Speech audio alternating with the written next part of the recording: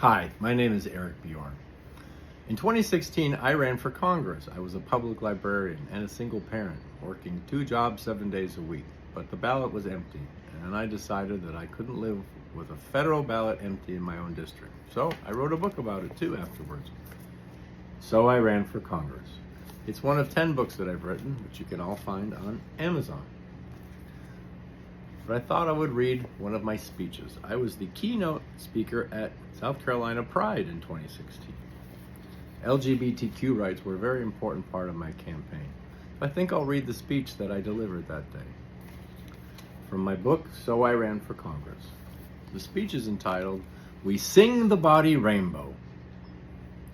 Our nation's great poet once proclaimed, "I sing the body electric."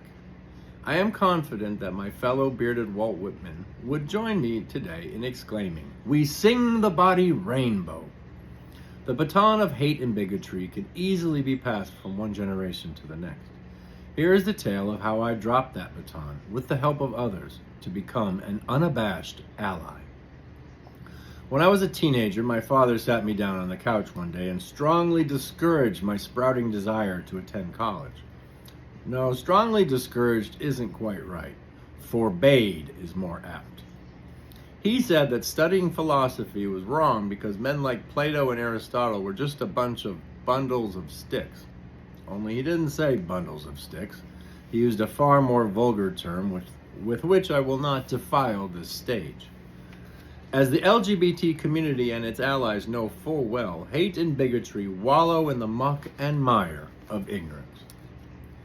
In the aftermath of the Orlando nightclub massacre, I stood with Sheriff Leon Lott at the Capitol Club at a candlelight vigil.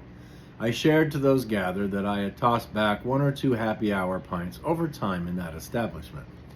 Those given to hate and bigotry would be very disappointed, though enlightened, to learn just how normal are the lives of their lesbian, gay, bisexual, and transgender neighbors. Their workday lives are no less vigorous than my own. Their domestic existence no less replete with bills and various woes. They too subscribe to Netflix and enjoy a good ball game. They too just want to get to the end of the day, enjoy a few laughs with friends, spend quality time with their children, then place head to pillow and do it all again the next day. Only they want to do it with the same degree of equality as I enjoy. Back to those nasty Greeks. Not long after my father forbade me from going to college, I stumbled upon a quote in the back of a teen magazine. It is the mark of an educated man or person to be able to entertain a thought without accepting it. Aristotle. That ancient docent of reason had covertly penetrated the fundamentalist defenses of my childhood home and provided me with a lifetime critical thinking battle plan, upon a glossy page, no less. Thus began my pathway to becoming an ally. I met my first gay friend, Chris, in college. Homosexuality, to be gay, was grounds for expulsion at the 2 undergraduate institutions I attended. Tragically, the Chicago Tribune just reported that my alma mater, Wheaton College, took the top spot on the Princeton Review list of LGBTQ unfriendly schools, as it did in 2010 and 2012. As an aside, I have been an outspoken ally for One Wheaton for a number of years. 1W, our work has only just begun. Chris detailed his life and his very valid fears in an anonymous public diary that was kept in our college prayer chapel. Chris took a chance and came out to me. Ultimately, Chris and I became roommates. Over time, because of friends like Chris and others in the LGBTQ community, the scales of hate and bigotry fell from my eyes. Before same-sex marriage became the law of the land, I was asked to officiate a same-sex ceremonial union in Alabama.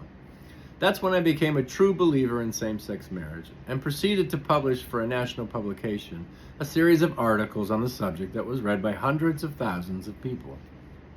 Today, I stand before you, the Democratic Party and Green Party fusion candidate for South Carolina's 2nd Congressional District, blue and green. 2 essential colors of the celebrated LGBTQ rainbow. I imagine that many members of the LGBTQ community will be casting votes for candidates such as myself on November 8th. Sadly, our state's public broadcasting channel, South Carolina ETV, does not find candidates like me competitive. SCETV said as much this week in its explanation for not hosting my debate with Joe Wilson. Yet again, the LGBTQ community finds itself being slurred, along with the entirety of the Democratic Party community. By the way, we actually fought and got the debate broadcasted. Might make you think twice about that upcoming pledge drive. Don't worry, our campaign welcomes your contributions. I don't know about you, but SCETV's insulting decision might just drive us to the polls on November 8 in order to usher in a new wave of reasonable civilization-building elected officials. Oh, wouldn't that have been nice? Elected officials who can direct agencies such as SCETV to do the right thing.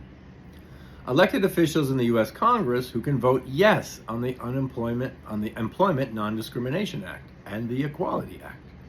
Congresspersons who can redirect Ryan White HIV/AIDS funding to the South, especially to minority communities in the rural South, which are tragically the new face of HIV/AIDS.